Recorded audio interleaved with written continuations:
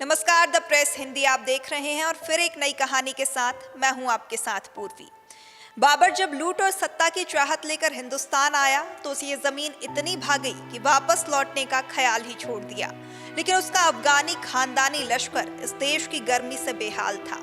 आगरा और दिल्ली जीत तो लिए, मगर उनके सिपाही काबुल की ठंडी वादियों को याद कर करके मरने लगे।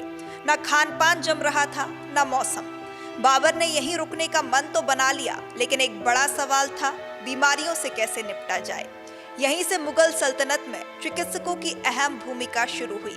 उस वक्त हकीम कहलाने वाले डॉक्टर दरबार का हिस्सा बनने लगे। ये हकीम यूनानी पद्धति से इलाज करते थे, यानी जड़ी बूटियां, खनिज दवाएं और सख्त परहेज। इलाज के साथ साथ मरीज को समझाया भी जाता था कि खाने में क्या नहीं खाना है। अकबर के समय में इस चिकित्सा प्रणाली का खूब विकास हुआ।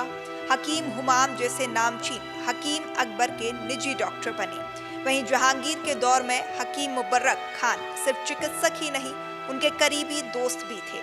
मजेदार बात तो ये रही कि सिर्फ यूनानी नहीं, बल्कि भारत की पारंपरिक आयुर्वेदिक पद्धति को भी दरबार में जगह मिली।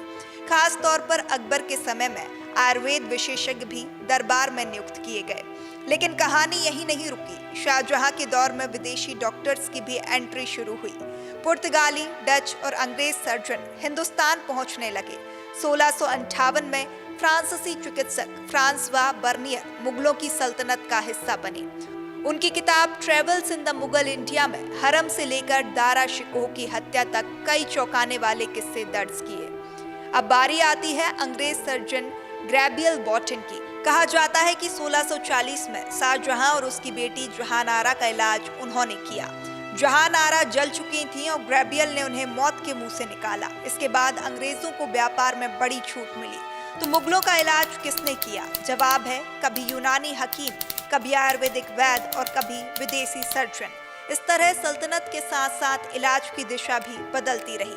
ऐसी विशेष स्टोरीज के लिए बने रहें द प्रेस हिंदी के साथ।